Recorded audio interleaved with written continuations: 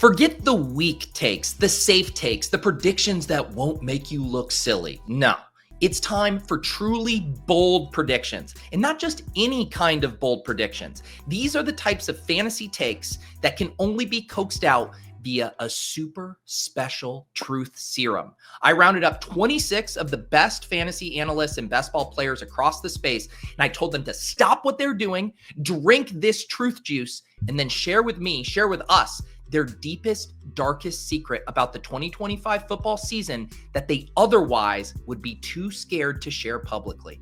I'm PeterOverzet, this is the Deposit Kingdom, and these are the things your favorite tout actually believes will happen this year.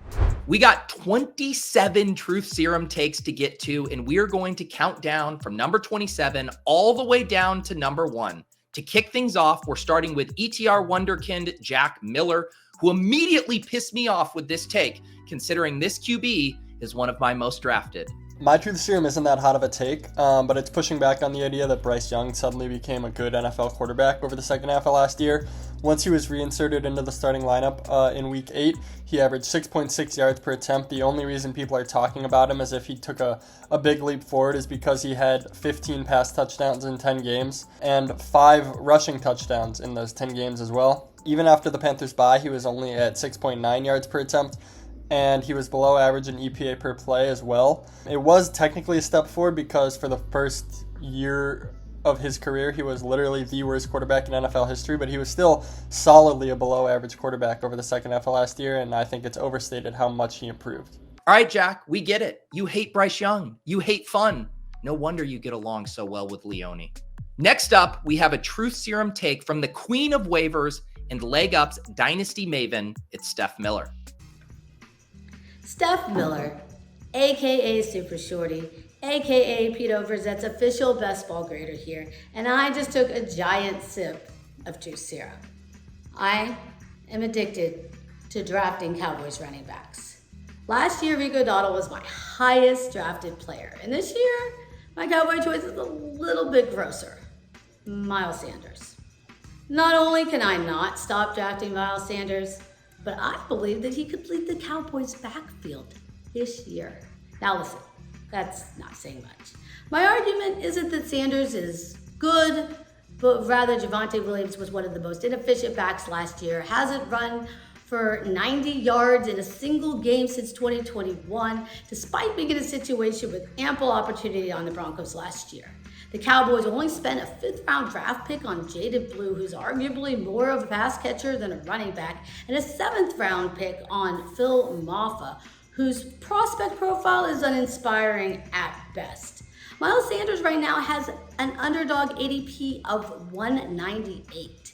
He's a cheap bet on an ambiguous situation that could pay off in a big way. So now you know the truth. If you want a good grade from me, go draft some Miles Sanders. Props to Steph for actually taking a sip of the serum on camera, even if she's clearly a blatant Dallas homer. Next up, we got a tournament game theory take from Legendary Upside's Michael Dubner. My truth serum take is that I couldn't care less about projected ownership in best ball. While in daily games, we can reasonably project ownership, best ball is a different beast. The multi-round format of best ball tournaments makes projected ownership irrelevant. Because ownership gets jumbled in each new round, we have no clue what the ownership in the finals will be like. Plus, there's the catch-22 where the highest owned players in the finals are typically the players who crushed and were the reason you made it to the finals in the first place. So stop fading last round picks or early round player combos purely to leverage ownership, and instead focus on getting exposure to the players and combos at the frequency you think is optimal for your portfolio. Come on, Dubner. If we can't talk about ownership, how else are we going to fill time on 4-hour best ball streams? At number 24, we got Best Ball Sharp and ETR contributor Dave caping for a very specific group of wide receivers. What's up, guys? Dave from Established to Run here. And my 2025 True Serum take are that the wide receivers we're taking around the 4-5 turn right now are the keys to winning your best ball tournaments and home leagues. I'm talking the likes of George Pickens, Jameson Williams, Devontae Smith, Zay Flowers, Calvin Ridley, Jalen Waddle, Travis Hunter. All the guys I just mentioned, I want to be overexposed to, and I'm willing to reach up to a round on. And I'll take these guys over the names of DJ Moore, DK Metcalf, Cortland Sutton. I'll even take some of these guys over James Cook. So go get these guys this season. They are the key to winning your best ball tournaments. Did someone say Jalen Waddle? Because ETR's Mike Leone would also like to push all in on the Dolphins wide receiver. Shouldn't be difficult to top my blistering hot take last year that Kyle Pitts would be one of the top overall tight ends in fantasy. So we're starting with a low bar. And my truth serum take, it is something I'm ashamed to admit because I have to capitulate to Evan Silva and his hyper-aggressive Jalen Waddle ranking in the top 40. While I think that ranking is a little crazy, especially relative to ADP, I don't think Silva is too far off. Jalen Waddle is going to be one of the most important fantasy wide receivers this season. Last year, was a bit of a cluster year for Miami with the OL issues, the Tua injury, the quarterback play and whatnot. But he's entering his 5th season.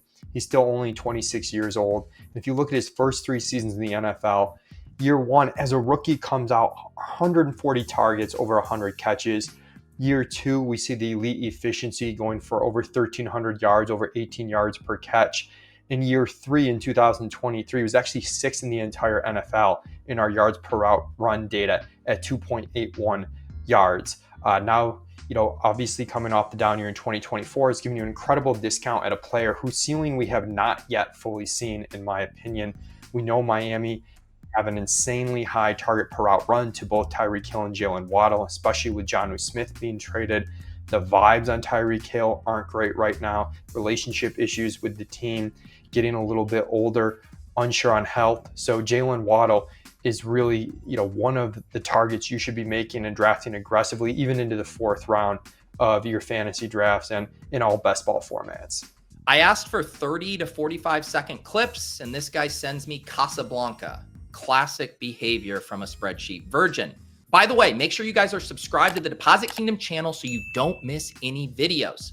Next up, we got the Slap King himself living up to his name with a very slappy take about ignoring production profiles. My truth serum take is that the nerds have lost their way in fantasy football just to a little bit of a degree, and I'm going to use 3 players to highlight this example: Matthew Golden, Jameson Williams, and Xavier Worthy. All 3 of these guys have questionable target earning profiles, to which a nerd would say, they're just going to have to run too hot, it's not sustainable for them to generate enough points.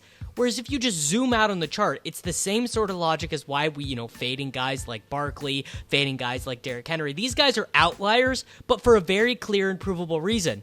When you run a 4.2 40, you are going to score touchdowns and long touchdowns at an above average rate compared to other players at your position who generate a similar amount of target volume. Don't be a nerd, draft speed. I'm not sure if Kerrane's ears were burning when Davis called him a nerd for overthinking it about JMO, but Pat has a rebuttal. Or does he? So this idea that he's just going to be, this incredible spike week player, we don't actually have a lot of evidence for that. And he's going at the 4-5 turn. Based on anything he's done in the past, he's clearly overpriced. But none of that matters because Jameson Williams is going to hit this year. And I think he's going to hit because the Lions are redesigning their offense, or at least tweaking their offense to have it be more about Jameson Williams. And this is a bit of a problem for me because I faded Jameson Williams most of this offseason because he's clearly overpriced. But again, that doesn't matter because he's going to hit. And that, my friends, is what capitulation via drumbeat looks like. I should also point out, last year, Pat's capitulation truth serum take was that Jaden Daniels should actually be a 6th round pick, even though at the time he thought he was going to get hurt. Do with that what you will. Speaking of JMO, let's talk about his old offensive coordinator's new running back. Roto World's Denny Carter has some thoughts after taking a swig. My truth serum take for this year is that DeAndre Swift has one of the worst running back ADPs I've ever seen in my life. Going off the board in the RB 24-25 range. I wouldn't take him at RB 45. The Bears are desperate to not play this guy, and yet we think he's going to see volume. He's not. It's over. That's my truth serum take. Then are we taking Roshan Johnson? Kyle Monungai? Denny, you can't just drop a truth bomb like that and leave us hanging. Come on, man. But the show must go on. Next, we got Drico from Leg Up and Stat Chasing urging us to slurp up the Dipperino on a disgusting franchise. My truth serum take is that the Browns are going to be a fun bad team in 2025. I think that cheap Browns players will be one of the keys to the season. I think that Kevin Stefanski is a quarterback whisperer, and people have forgotten that. He made Joe Flacco look very good in 23. He made Brissett look like a starter level in 2022.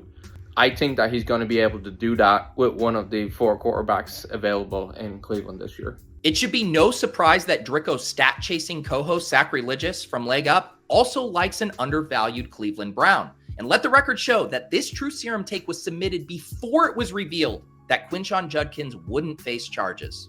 I had to take an extra large gulp of Truth Serum for this one, but my 2025 Truth Serum take is that I don't think Quinshon Judkins is a bad pick given how far he falls in drafts. I just checked some teams. I've been getting him in the 170s. I got a 170, a 175, and I think at that cost, the risk is probably worth it. I feel like the market's over-indexing to the outcome where he gets suspended and goes on the commissioner's exempt list and misses 6 games. But there are lots of examples in the NFL where players got accused of very similar things and never saw a suspension or even touched the commissioner's exempt list. Players like Jerry Jeudy or Zay Flowers or Tyreek Hill or Xavier Worthy, just to name a few. And the list is much longer than that. So I think there is some probability that he just doesn't get suspended this year. And if that's the case, he is a smash in the 170s. Okay, we've done a lot of player takes, and we got a few more spicy ones to come. But before that, my guy Nez from the Badge Bros, apparently it's my week 17 is all that matters video. My True Serum take of 2025 is that the regular season matters. The regular season matters so much, man. It's the one round in these best ball formats that you have the most control over. 14 weeks of football where you can build a team that makes sense, that can score points and get you to the playoffs. After that, it's straight variance. I'm not saying that you shouldn't stack. Like, yes, obviously you should be stacking. Yes, you should be here and there thinking about players that can absolutely take off late in the season, but you still got to get there first, man. You still got to get there first. You have very little control over what happens in weeks 15, 16, and 17 if you happen to even get there. Very little control. So focus on the regular season, build a good team, stack a little bit, and run good. Considering how boomer that take is from Nez, it's no surprise that the oldest man to ever stream all 150 of their Best Ball Mania drafts feels similarly. I don't think drafting for advancement, like just trying to build a team that will advance, is actually that bad. I think it's really hard to advance teams in best ball. 2 out of 12 in most structures, just super hard to get there to begin with. And then NFL football is really random. Like, it's really hard to predict what's going to happen in the playoff week. So I still think you should try to correlate, with your quarterbacks, stuff like that. But ultimately, just getting there and hoping that luck goes your way, I think it's a totally fine approach. It's really hard to predict spike weeks. Everybody thinks like this player has the spike week profile, this other player doesn't. We can't predict spike weeks. I mean, we can to an extent, but it's really difficult to predict spike weeks. Nobody expected Zach Ertz last year to have a spike week in the playoffs. He was clearly an advancement piece, and he was great in the playoff weeks. It happens every year. So that's my take. By the way, if you made it this far and still haven't signed up to play with us on Underdog Fantasy, take advantage of a couple new promos. There's still the deposit match up to $1,000 with promo code Pete, but there's also a new offer where new customers who put $5 in play get $50 in bonus funds as well. Moving on, we have the first submission that blew my mind. This comes from DFS in-boss and leg up contributor, Shaidy Advice. I'm Shaidy Advice, and I have been deep in the labs for The Sims. I've looked at projections and correlations. I've used discrete and continuous variables to run regressions and classifications. I've used linear and nonlinear models, and I've even thrown reinforcement learning and neural networks at the problem. I have looked for every possible hidden confounding factor, but after taking this truth serum, I just can't hold this conclusion back any longer. It turns out fantasy sports might be more fun if you watch the games. I know it's painful for some of you to hear me say this, and I may have even lost your trust, but I can't find any errors in my analysis or my models. So sit back, watch some games, and enjoy the season. Wow. I thought the whole point of being a nerd was that you didn't need to watch the games. Truly stunning stuff from Mr. Shaidy there. Let's head to someone who might not watch all the games, but does watch literally every single word an NFL coach says. Truth serum time. Tyler Warren is an elite tight end option, but we are not drafting him like it, even though Shane Steichen and Chris Ballard have been thirsting for a wide tight end more publicly and harder than Jim Irsay thirsted for Raquel Welch. I think Tyler Warren should be going ahead of Sam Laporta and TJ Hawkinson, definitely ahead of Travis Kelce and Mark Andrews, even though I have all those guys ranked ahead of him.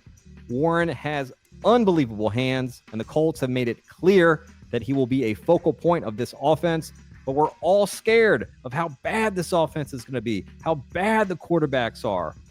All the same arguments we heard about Brock Bowers last season. How did that turn out?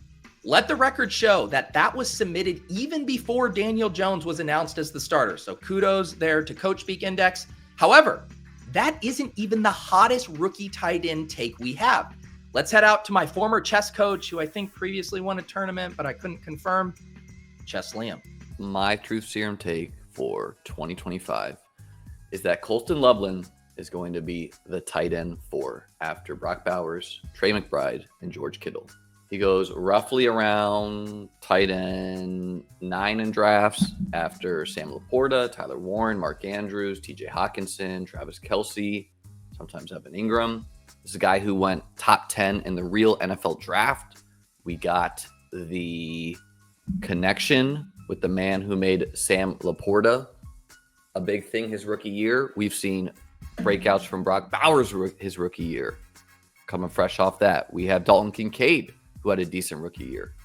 We had the Caleb Williams year 2 in the Ben Johnson offense. Improved O-line, just competing with Cole Kmet and co. DJ Moore pouting on the sideline. So Colston Loveland, a smash in drafts. Tight end 4 should be going 4 or 5 rounds more expensive. All I will say is this: whether you agree or not, fade Liam at your own risk. His deal with the devil is unlike anything I've ever seen in this world. But while Coach Speak and Liam are urging you to aggressively draft rookies, Splash Plays Chris Spag says everyone needs to chill out on the diaper dandies.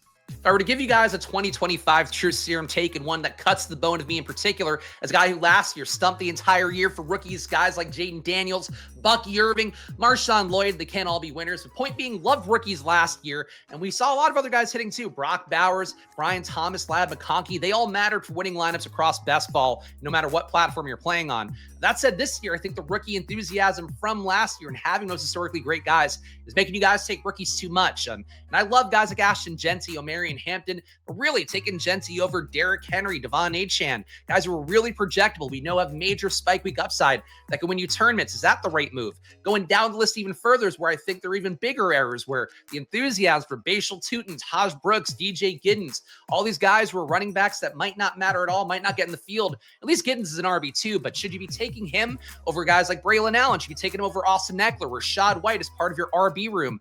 I don't think so. And I really hate being the old guy yelling at clouds here, having the boomer take the got to have projectable guys. But in reality, I think people are going to be led to the slaughter a lot this year by taking too many rookies, given what they saw last year. And that's my 2025 True Serum take. You're taking too many rookies. They're going to kill us all. And if I'm wrong, yell at me on Twitter like people seem to love to do. One of the most fun things about putting this video together is seeing the takes where some people have the complete opposite take as someone else. That's what we have here from SpikeWeek's Erik for when it comes to chasing rookie risers. If you gave me a dose of truth serum, I would tell you that these super steamy high risers, particularly rookies and young players during training camp and the preseason, are the exact players we should be buying at that time of the year. It feels really uncomfortable to draft guys who have risen from undrafted or late round picks all the way up the boards because they're performing well in camp. They're getting buzz from the players and coaches.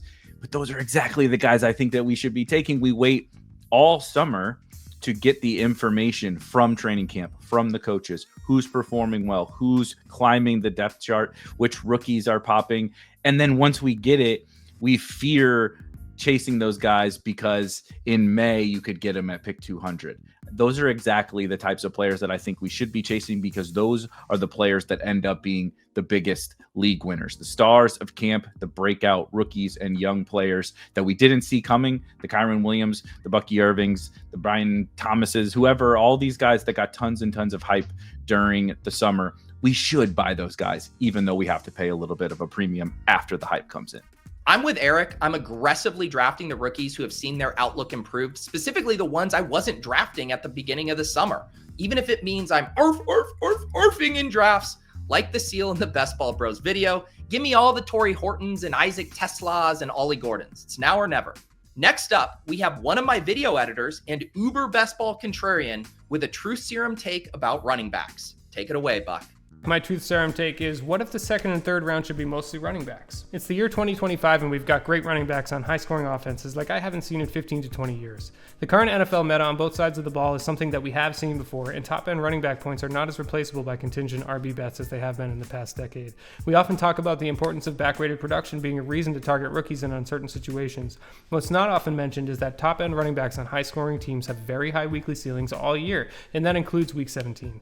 If a good team is winning, they're running the ball well. The other side of this is that once you get past the elite wide receivers, the position is a lot flatter than drafters want to admit. Do your own research. Of course, there are wide receivers that deserve to be in the second and third round, but I would not be surprised if we look back on this wondering if we were pulling up wide receiver just because early running backs make us uncomfortable. Buck isn't alone with his high T thoughts. Tom from Fantasy Sanctuary feels similarly and comes with some data to back it up. I can't believe nobody is making more of a big deal about hero wide receiver. Like, seriously, we spend all our time talking about hero running back, zero running back, but nobody wants to talk about something that's worked for years and is probably going to work again this year. In 2021, if you took a wide receiver in round 1 and then took your second in round 4 or later, you get advance rates as high as 21% with 6 wide receiver builds. 2022, 20%. 2023, 17%. Then 2024, green across the board. 7 wide receiver builds had 32% advance rates. Compare that to 0 RB builds with like 7%. But no, everyone just wants to talk about how this is a great year for 0 RB once again. Nobody wants to talk about how hero wide receiver can be really freaking good and could hit once again. Take your hero wide receiver round 1, take 1 or 2 running backs, maybe an elite tight end or quarterback in rounds 2 or 3. Then get back to the wide receiver position in a range that everyone has been banging on about being good. Seriously, just go and look at the data, and then perhaps come and subscribe to the Fantasy Sanctuary. Continuing this trend of high T truth serum takes, we have Easy from the Deposit Kingdom sharing his truth from the incline bench.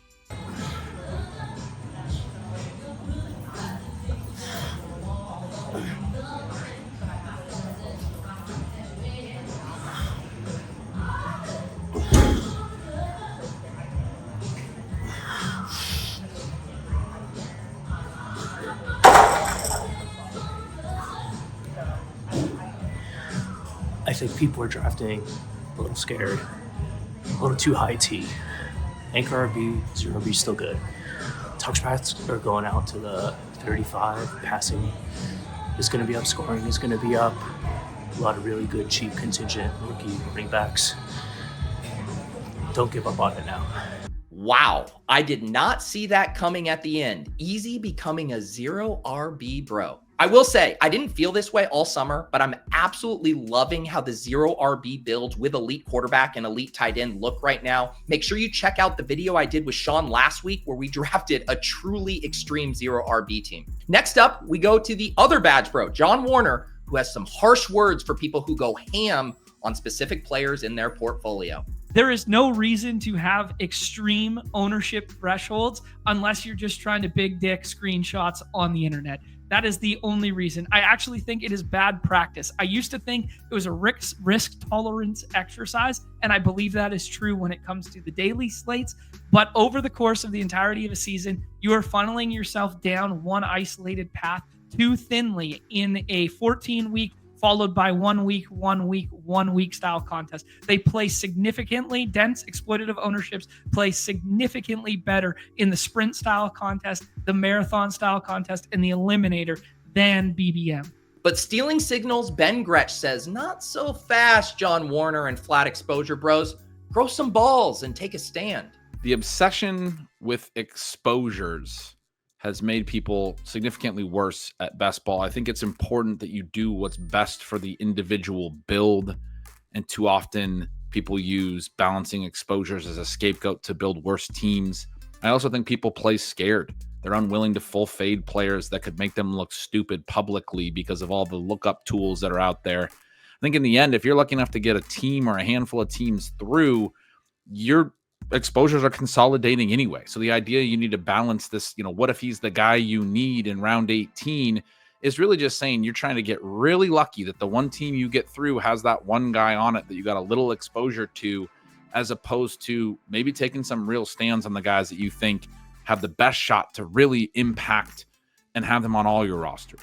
Fantasy Life's Kendall Valenzuela agrees with Ben. She says, go and get your guys. ADP is just a social construct meant to keep you, Pete, in a box, and you will never win a fantasy football championship if you follow just ADP. And getting more into that is that I just think that it really does. ADP confines some players for fantasy football. I think the best fantasy football players and the ones that win the most are the ones that go get their guys earlier or ahead of ADP. They say, I'm not going to follow this. ADP is just a guide, in my opinion. So the ones that win the most championships are the ones that are willing to get their guys either earlier. We're not talking crazy. We're not saying get your round 14 guy in the 5th round, but they make sure to throw ADP out the window when it comes to guys that they actually believe in, and that's what helps them win the most championships. Next up, we have the aforementioned Shawn Siegele, and let me just say, this heel turn from Shawn made my head spin. I thought this man loved elite tight ends, but I was wrong. I like to consider myself one of the founding members of Team Tight End Scores a Lot of Points, but under the bright lights with the Truth Serum, I'd probably say that in touchdown-heavy formats, 2025, that you can get by with the really scrubby guys at the end. Late and heavy, take a lot of those guys. That's going to be the path to winning the big tournaments. And even though I have Brock Bowers ranked number 1 in some formats, the way that you beat 2025 ADP to get those running backs and still draft mostly 0 RB, late and heavy tight end, the league-winning play this season. Shawn is not alone, however. The BBM1 champ strongly agrees. Justin Herzig here from Establish the Run and the FF60 Fantasy Football Newsletter. Time for my truth serum. And I'll admit it, I had to drink quite a lot of that serum to admit this one, because if you use this strategy, you'll definitely get clowned in underground Discord channels and Twitter and just laughed out of the room. But deep down, I really believe that the optimal tight end strategy for this year for Best Ball Mania might just be wait until the final 3 rounds to draft your tight ends. And here's why. First, the tight ends in this range are the best value compared to other positions. They have the highest relative projections and also the highest likelihood of breaking out of the position, given the variance of tight ends and just overall, pretty soft, thin position. 2, they're super easy to stack late with your quarterbacks because there are so many. Rarely are people trying to target a specific one they don't already have the QB of because you have so many options. People just end up stacking with their already drafted QBs. And third, it's the best way to actually get that low drafted player that can actually make an impact on your team come fantasy playoffs. I mean, Tyler Higbee, 7%, Harold Fannin, 16%, Theo Johnson, 38%, Juwan Johnson, 52%, Elijah Arroyo, 53%. These are all guys that can be that unique late playoff hammer. And if you're concerned about missing out on the low end wide receivers or running backs in that range, just pull them up to the 15th round. You're not actually giving up that much draft capital. So yeah, my true serum is this. Skip the early, the mid-round tight ends, let the rest of the room watch, snicker as you continue to pass on that position, and then hammer at the end of the draft with 3 straight. And if you want to get crazy, might as well make it 4 straight. At worst case scenario, your team sucks at a position that is the least impactful to scoring, but you're smashing at the other positions. And best case, you win $2 million, and you did it without devoting any capital to that position. Sounds like a plan to me. Good luck. If 2 of the sharpest players in fantasy think punt tight end is the way, I might need to rethink my Brock Bowers exposure. Okay, we're down to the final 2. My guy, Jakob Sanderson from ADP Chasing, has a truth serum take that I'm so glad he shared, because I was going to do it if someone else didn't have the courage to say it. I just slurped the Trutherino, the truth serum, and I'm giving you my 2025 truth serum take. There is a team currently with 4 pass catchers, 1 running back, and their quarterback all going in the top 10 rounds of Underdog drafts right now. And I think they're going to suck. That's the Chicago Bears. We have given blanket excuses to the players who were on the 2024 team, because of coaching. But Caleb Williams was terrible for most of last year, was one of the worst quarterbacks in the NFL. DJ Moore gave no effort, couldn't separate past 5 yards if you watched him on all 22. Rome Odunze had the kind of rookie season that should make us think he's more likely to be Rashad Bateman or Corey Davis than DeAndre Hopkins. And I'm excited about Luther Burden. I'm excited about Colston Loveland. But I'm not 100% sure when I look at Ben Johnson if these guys are going to be put in positions to succeed. I see a coach who is a brilliant offensive mind, but who doesn't sleep, shows up to the facility at 2 a.m., yells at people all the time, wants to lock Olamide Zaccheaus into a role, wants to force Kyle Monangai into our lives. And I'm a little scared that he's just Josh McDaniels 2.0 and that he is going to be too frantic, forcing people to play his system. I think in my heart, despite my actual draft record, that the Bears are going to go 5-12 this season. I think that none of the wide receivers finish top 24. And I think that neither Caleb or Loveland finish top 12 in this scenario. I hope that I'm wrong for the sake of some of my bags, but that's my true serum take. Everything about the Bears scares me. Caleb and Rome weren't good last year. Ben Johnson is out on his own. Hell, my most drafted wide receiver in all of best ball is a Chicago rookie who was hurt for most of the summer and is still playing behind Olamide Zaccheaus. I'm so scared, you guys. But it's actually not even the take I'm scared about the most. Look, I didn't want to put my own personal submission first. Last year I was like 18th. And I also don't want to put all of my lovely contributors on blast. They're all very smart, thoughtful people, and I sincerely appreciate their time making content for this video. But I just didn't feel the fear and the terror in a lot of these takes. I don't know about you guys, but I'm scared to say mine. I would not otherwise publicly say what I'm about to say. You will never catch me writing this in the Fantasy Life newsletter. I might have mumbled it once on Best Ball Breakfast, but right now, after a big, strong pull of this truth juice, I'm ready to get vulnerable.